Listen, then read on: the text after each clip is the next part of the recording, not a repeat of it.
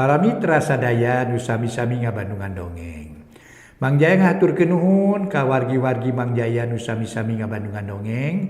Mugi-mugi dongeng-dongeng ti Mang Jaya official tiasa nyugemakeun etang-etang hiburan pangbebrahmana. Mangga nyangakeun karangan koswara ingkar. Atuh salajengna para mitra, Mang Jaya ngaturkeun nuhun oge ka wargi-wargi nu sami-sami ngabandungan dongeng di mana we linggihna para wargi anu mika cinta acara Mang Jaya official. Margi Mang Jaya official mung dongeng unggul. Aya ketang rekaman-rekaman Mang Jaya aya. Eta ge seueur anu munut rekaman kumaha seueur insyaallah ke digarap para mitra. Kedah naon teh rada daria para mitra atas serius dinanggoning para mitra sadaya ngagarapna. Ulah asal-asal jadi gitu para wargi atuh Mang Jaya aya kegiatan naon sareng sajabina mangga Mang Jaya ngaturkeun nuhun ka wargi-wargi Mang Jaya alhamdulillah para mitra tah ayeuna sasi Agustus ya para mitra geus langkung nya kirang-langkung teu acannya ya masih pertengahan Agustus ya para wargi kirang langkungnya tuh dina tahun Agustus ieu insyaallah para mitra Mang Jaya naon teh yuswa janten 81 kitunya para wargi alhamdulillah para wargi yuswa 81 masih tiasa nepangan mitra oge mangga nyangakeun ingkar karangan koswara dina bagian ka 28 wilujeng ngadangukeun.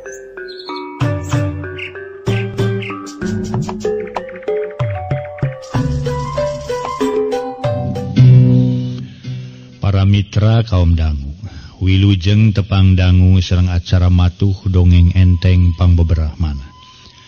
Mang Jaya sapara kanca bade neraskeun hanca dongeng nu katunda carios nyambung judulna ingkar. Ieu dongeng karangan koswara aina nincak bagian ka-28. Nden kancanawati ngarahuh lilanaker. Dada karasa eungap ambekan ngahegak.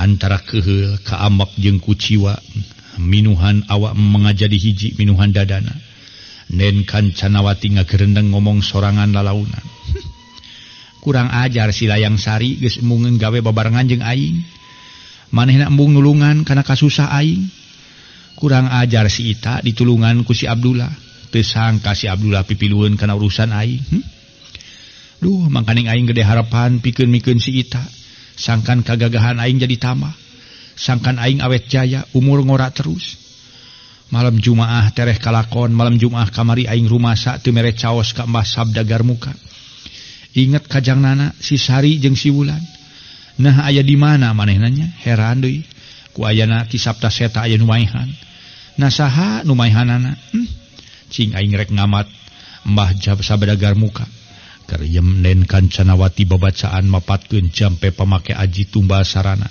nu geus kacangking ku dirina pikeun ngamat Mbah Sabda Garmuka. Rengse babacaan pok nen kancanawati ngomong kieu. Mbah Sabda Garmuka geura sumping mah mangagera sumping ieu putu sejang aya peryogi ka Mbah Sabda Garmuka geura sumping mah rengse ngomong kitu seor aya angin nyeor pohara tarikna ngeng kadenge soratan katinggalan aya sora handaruan bari teu katembong wujudna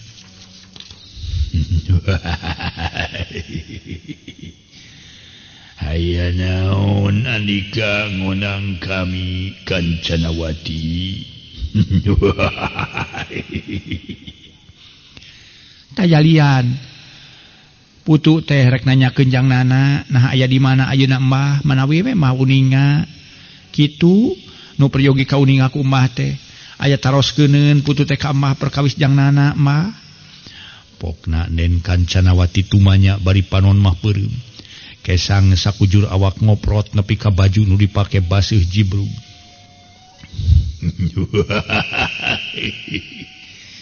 jadi andika teh nanyakeun perkawis jangnana kumaha baris dijawab jangnana aya di tempat kami Kancanawati Kutan mah bener marah lain bae Jangnana. Tapi bulan jeung si Sari ge jadi aya di kami. Naon sababna mah bet ngarebut eta 3 jalma ti diri kami? Lain deui ambekna jeung keheulna Nden Kancanawati. Barang ngadenge jawaban ti Mbah Sabda Garmuka ngeunaan eta 3 jalma. Geuningan dipaling ku Mbah Sabda Garmuka nu jadi pamuntangan tulung manehna salila ieu. Kadenge Mbah Sabda Garmuka seuring ngahaha bangun anu sukanaker. Lantaran Anika dina malam Jumat nu kaliwat teu mere tumal ka kami. Kalah Anika senang-senang jeung sinana. Padahal sok sanajan Anika teu mere tumal, asal ulah Anika senang-senang kaula bisa ngahamperu ai ngahampura ka Anika. Kami teh deuleu ya. Anika dihampura ku kami. Tapi Anika siga nu geus poho deui ka kami deuleu. Anika geus poho ka kami. Eueuh deui pokona mah keur nyumponan kasalahan Anika. Minangka hukumanana eta nu tiluan nu dipikanya aku Anika ku kami dipaling. Kakara nu tiluan dibikeun ka Anika. Iwati kudu aya gantina.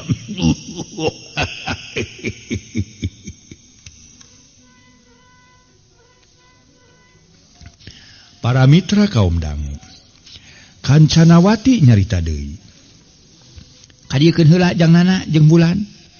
Kop Sari ke rumah. Pek rek di kukumaha ge Iwati Jangnana jeung Bulan. Ulah di kukumaha tapi kudu gancang-gancang dikakamikeun. Wah. Teu bisa, deuleu teu bisa. Kami teu butuh ku si Sari. Nya kitu si Bulan jeung Jangnana. Ku kami teu dikukumaha. Aya dina kasalametan. Tapi samemeh Anika ngalaksanakeun kahayang kami. Ulah ngaharepkeun maranehna dibikeun ka Anika ku kami deuleu. Jadi tetap kudu aya gantina nya Mbah. Kudu aya panukeurna. Bener. Kudu aya gantina, kudu aya panukeurna. Mun eueuh panukeurna mangka tong ngaharepkeun Jangnana Ulan jeung Sari bisa mulang deui ka Anika deuleu. Saha nu dihanepkeun ku salira Mbah teh kanggo panukeurna teh? Nen Kancanawati najan ambek jeung keheul ka Mbah Sabda Garmuka. Manehanana teu bisa majar kumaha. Nyabar-nyabar maneh rumasa najan kumaha pangarti manehna jauh tangeh. Aya di sahanapeun Mbah Sabda Garmuka. Nu salila ieu jadi pamuntangan dirina. Kaayaan pinuku pikasieun hawar-hawar kadenge ku Nden Kancanawati sora babaungna anjing meni melebung. Angin masih keneh ngaguruh kawas nu muter luhureun diri Nden Kancanawati nu keur pagunem catur jeung Mbah Sabda Garmuka. Kadenge deui Mbah Sabda Garmuka nyarita sorana bubuh matak pikasieun handaruan.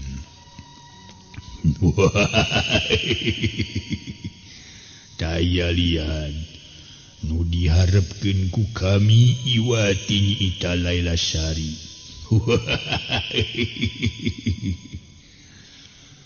Tapi nurutkeun Nyi Mas Layang Sari nyiita Laila Sari teh geus anu nulungan cenah Mbah.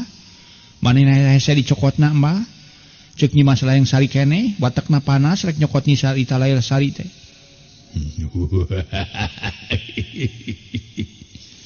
Eta mah kari kumaha Anika. Kancanawati mun Anika nyaah ka Bulan jeung ka Jangnana oge ka Nyi Sari geura bawa ka Guha Patigala nyiita Laila Sari. Ku kami dibere waktu 2 poe ti ayeuna. Tapi lamun dina waktu 2 poe Nden teu bisa mawa ita Laila Sari. Ulah mangka ulah diharepkeun Jangnana. Nyi Bulan jeung Nyi Sari aya dina kasalametan. Ku ulah tangtu dibinasakeun. Sakitu we Kancanawati, kami geus lila teuing aya di dieu. Ayeuna kami rek mulang ka padumukan kami di Guha Patigala. Seor angin nyeor tarik naker ngajauhan ke eta tempat. Sora serina Mbah Sabdagar muka ngahahah beuki jauh. Nepi kalesna teu kadenge naon-naon, kaayaan di eta tempat jadi tenang, ti iseun rehe simpe. Rupa-rupa perasaan ngagolak jero dada Nden Kancanawati. Nu kiwari geus ditinggalkeun ku Mbah Sabdagar muka pamuntangan manehanana salila ieu. Rasa ambek, rasa keheul, oge rasa nyeri hate jeung nuliana bener-bener jadi papaes pikiran Nden Kancanawati. Oge ngarasa kuciwa gegedena mah kuciwa ku kaayaan Mbah Sabdagar muka nu tetela geus maling 3 urang jalma nu aya dina cekelan manehanana. Ayeuna bet kabehanana aya dina cekelan Mbah Sabdagar muka. Tungtungna Nden Kancanawati harita kukulutu sorangan, bari sagala ditajong, sagala ditonyok. Kituna bari jeung lanyang linjing sorangan lelempangan kukurilingan di jero kamar paragi manehna mujasmedi. Kurang ajar sia Sabdagar muka. Abong bangsa siluman pika sabaleun sia teu ngajenan pisan ka aing. Padahal najan kumaha ka hayang teh heug ngajenan. Lantaran aing teh geus gede jasa ka sia teh. Geus 10 na mojang geulis nu dipake tumal, dipake caos ka diri sia. Hiu pre brah wadah parupuyan ancur lantaran ku Nden Kancanawati ditajong satakerna lir ibarat najong bal. Gidig ka kamar sare hiu deuk brah tempat sare manehana ditajong. Nepi ka amburadul awut-awutan, kasur budal badil eusina, ranjang besi paragi manehna sare nu salila ieu sok dipake babarengan jeung sababaraha urang pamuda. Di antarana nu anyar keneh jeung nana ayeuna jadi paburantak. Bener-bener Nden Kancanawati amak jeung keheulna teh. Jentungtungna harita nangtung bari nangkeup harigu. Amekan renghap ranjug napas nyenen kemis sigana capetas amak-amakan. Sagala ditajong, sagala ditonyok. Nangtung bari paniteupna manco kaluar. Liwat lawang jandela nu jandelana kumanehna dibukakeun. Kaya di luar ngebrak caang bulan kabeneran najan lain bulan purnama. Tapi teu poek mongkleng katempo ku Nden Kancanawati kalong ting alabring liwat kagigireun wangunan gedong manehanana. Ngaso heula para wargi ngaso.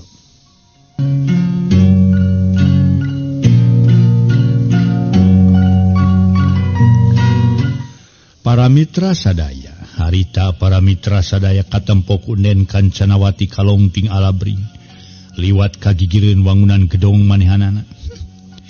Sugan teh moal kitu si Sabdagar muka. Sugan teh ku aing dimemenan diantir ka hayangna bakal terus melaan ka aing. Bakal terus ngantir kana sakabeh paniatan jeung pagawean aing. Hitung-hitung pamulang tarima ku ayeuna manehna salila dibere caos, dibere tumal saban malam Jumaah. Kanyataanana pika sabeleun cucunga make maling jangnana nu kasep bulan nu masih keneh gering teu bisa ngomong. Si Sari nu ku aing sina balik.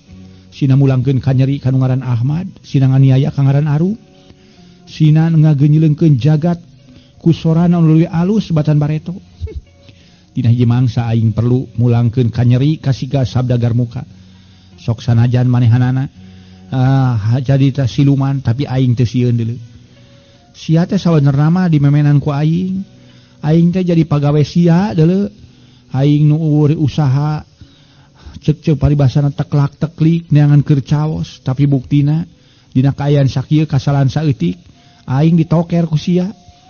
Najan salila aing gumantung ka sia, najan rumah sa aing dibere kasakten jeung kagagahan ku sia, tapi aing teh apan manusia kudu leuwih luhur ajena batan ilmu setan siluman. Aing kudu neangan akal pikeun ngacak-ngacak alam siluman nu dirajaan ku si Sabdagar muka deuleu. Gek Nden Kancanawati nu bieu nangtung teh. Para mitra sadaya jalang jeleng salila-lila. Ayeuna diuk deui para mitra sadaya. Reup panon dipeureumkeun.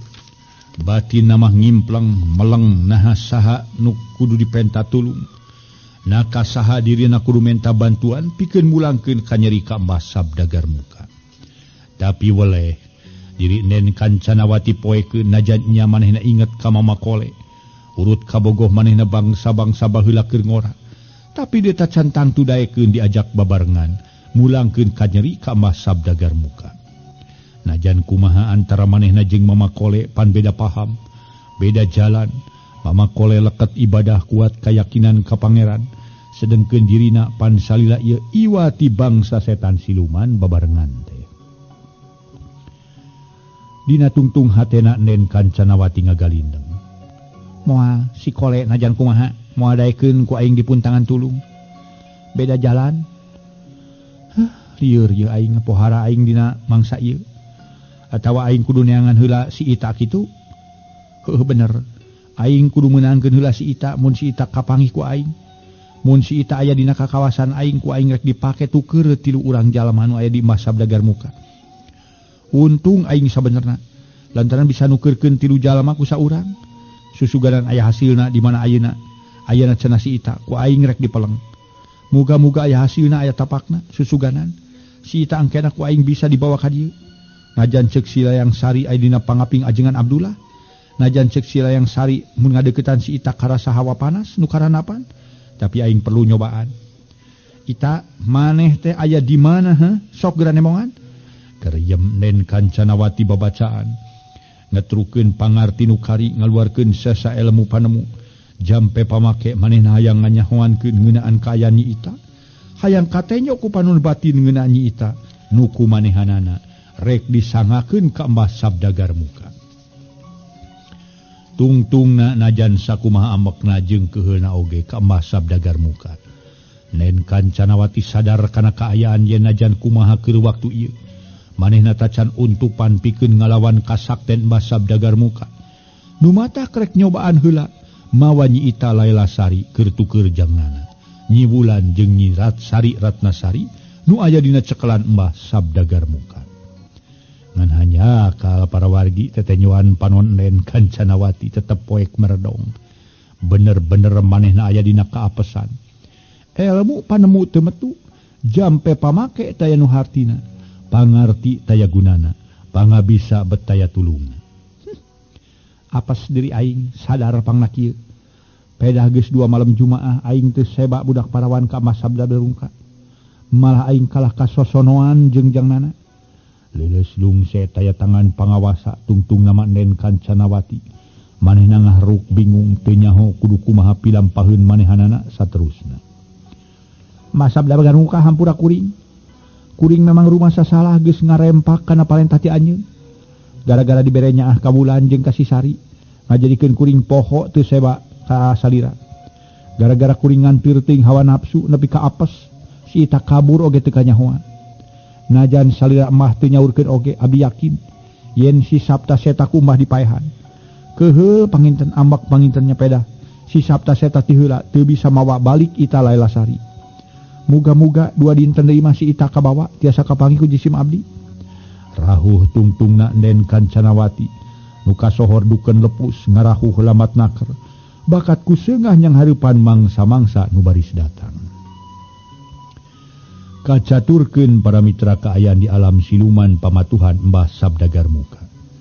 Najan dina alaah, dina lahir nama pamatuhan ngan sakadar hiji guha katelah guha Patigala.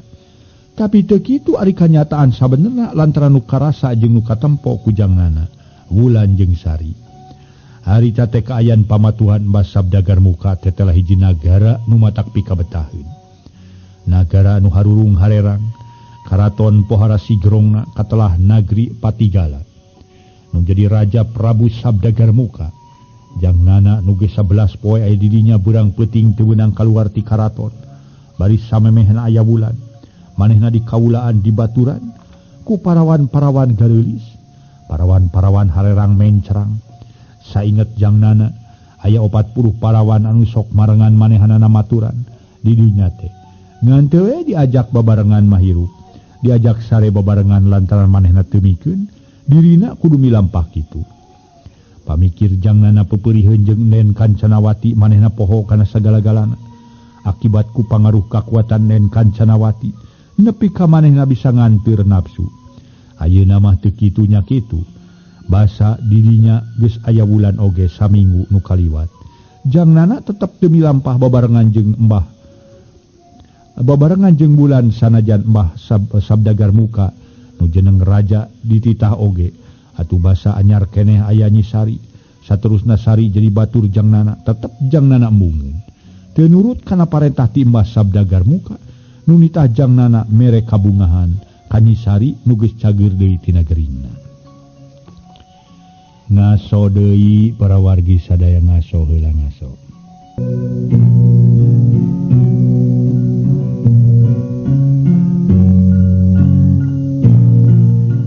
Para mitra kaum dangu, mangsa harita jangnana bulan jeung Sari keur aya di jero karaton. Kalayan dising hareupan ku Mbah Sabdagar Muka nu mangsa eta teu make pakean kerajaan, tapi ieu mah make pakaian partikulir, make pakaian sapopoe. Ieu para mitra keur santai raja. Raja keur santai para wargi sadaya, make pakaian biasa we kitu. Bawa-bawa make kaos oblong jaka raja teh. Make jin. Di kerajaan setan siluman make celana jin. Pantas sigana para wargi tuh. Nah, jawe kacampelas. Para mitra anu mulya anu sami-sami ngadangukeun ieu dongeng. Handaruan ngandung sima jeung wibawa Mbah Sabdagar Muka pok nyarita. Nana, kumaha? Betah andika aya di dieu ha? Henteu, teh manana ponok naker. Bari ngemuka ambek jeung kakeuheun najan kumaha manehna teu betah aya di alam siluman. Hayang balik sagancang-gancangna ka alam manusia. Gigireun jangnana bulan jeung Nyi Sari diuk kenca katuhunana ngahapit jangnana rapat bari duanana pias beungeutna bakatku ngalaman kasieun nu pohara. Komo bulan jeung wawa-weuweuh awak meni ngadeg-deg ngaleleper lira jalma nu keur muriang panas tiris teh sanyana. Mbah Sabdagar Muka nu temalan ku jangnana ponok heureut ngadon seuri ngahaha. Tarik naker nepi kararasaan jangnana. Wulan jeung Sari mah eta karaton jadi euneur.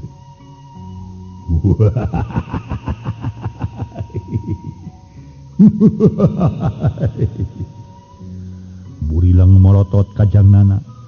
Turpokna nyarita para mitra. Sora handaruan. Naon sawabna teu betah ha? Kuring bangsa manusia, kukituna kuring hayang balik deui ka alam manusia. Kuring mung matu di alam siluman, gancang kuring geura anterkeun ka alam manusia. Mending matuh di dieu. Nana, awewe nu kareulis loba.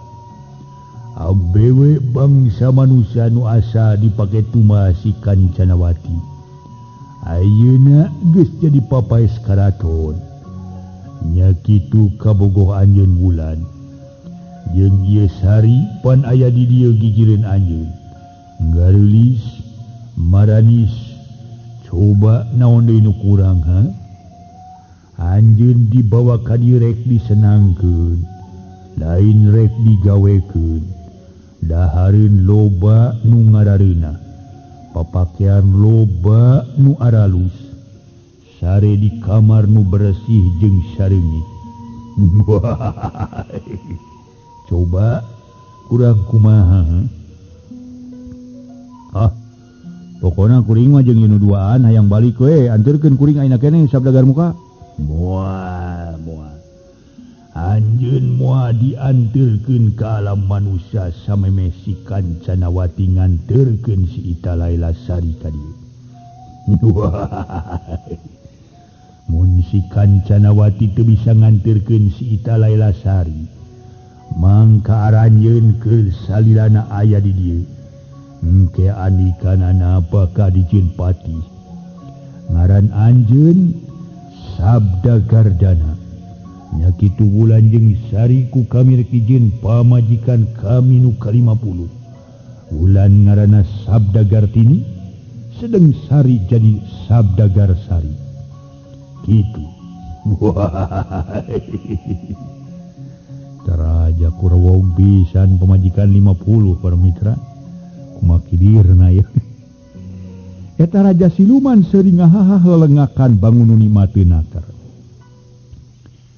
Raja Siluman kurang ajar sih ya. Sari maksakeun ngomong najan gede kasieun. Tapi lantaran kalinih ku kakeuheun nu muncul dina pipikiran, manehna maksakeun ngomong ngakurowok tari. Bari nangtung leungeun tutunjuk ka emdah sabda begar muka, bari pano dari pokna deui. Raja Siluman, mun anika butuh ku manusia keur tumal teu naon-naon, kami sanggup cicing di dieu lantaran aya di alam manusia ge ukur meunang ka nyeri jeung ka peurih.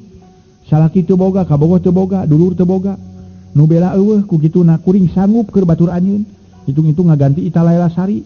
Tapi Kang Nana jeung Cewulan ku anika supaya dianterkeun ka alam manusia. Kumaha mun kitu? Wah,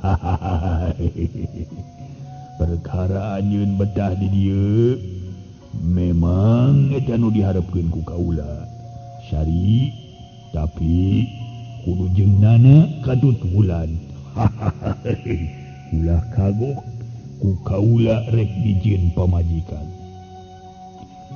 Sigana taya hartina ye, kuring loba omong ogenya. Bener nana, taya hartina maneh loba omong. Lantaran najan adu belajar anikah yang mulang ka alam manusia moal bisa. Nu matak mening di dieu. Engke anika baka jadi papati kula ngaran anika Sabda Gardana. Gitu. Kang Nana, awas ulah nurut kana kahayang manehanana Kakang. Urang kudu balik ka lembur, ka alam manusia. Mun teu bisa wae keun abdi di dieu, tapi Akang jeung Cewulan mah kedah mulih Kang. Cek Sari, bari rek sahing-hingeun ceurik bakatku keheula sigana teh paramita. Sabar Sari, najan kumaha keur saheulanan urang kudu nurut kana kahayang Mbah Sabda Garmuka. Lantaran urang aya di pihak nu eleh. Nganya kitu muga-muga kaharepna aya pitulung nu datang nyelametkeun urang. Sabar saheulanan. Amek-amekan ge sigana moal ngadatangeun hasil Sari, sabar heula nya. Jangnana ngomong lemah lembut meper amarah Sari. Pamikir jangnana nyang hareupan Mbah Sabda Garmuka lain ku cara nu keras, tapi kudu ngagunakeun akal pikiran nu lantip supaya caina herang laukna beunang. Ngaso heula para wargi sadaya, ngaso heula ngaso.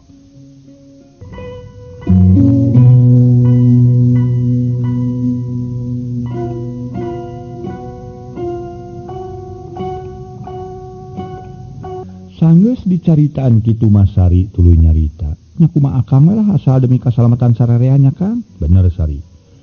Mun kudu cilaka urang kudu cilaka sararea. Sabalikna mun kudu salamet kaluar ti dieu ulah sababarehan, tapi kudu kaluar kabeh. Kartin teh Sari.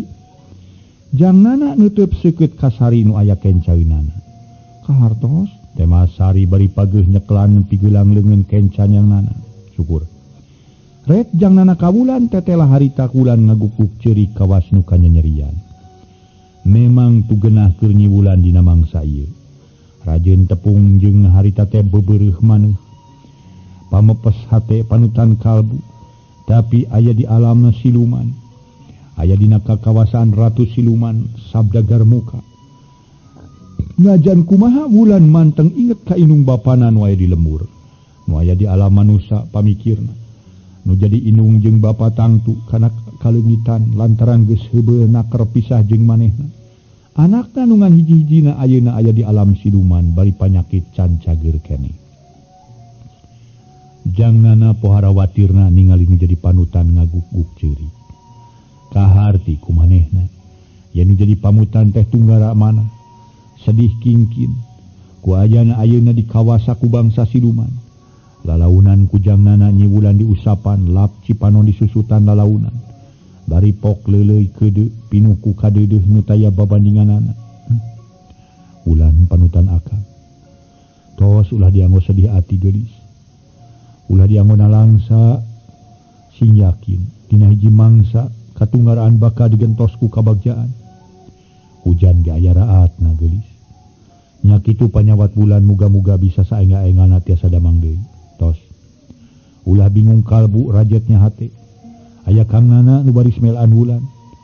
Aya Kang Nana nu bakal nang tayungan ka wulan. sing teger pogo nama singa tenang pipikiran junjunan tas ngomong kitu kuneng wulan kaneng wulan trep panutup jangnana manco kambah sabdagar muka nu harita keur diuk tu maninah dina kursi gading gilang kancana nu ditaretes ku emas inten berlian pok jangnana kedalisan hanjakal waktosna kabujeng seep bade diteraskeun ge pameng waktosna seep Mang Jaya ngahaturkeun nuhun ka para wargi ulah kirang-kirangnya ngahapunten dina mangdongengkeun ieu dongeng kirang nyugemakeun mangga tu para mitra sadaya sanes kirang sono sakali deui sapu nyere pegat simpai paturai patepang deui wilujeng kantun bae permios.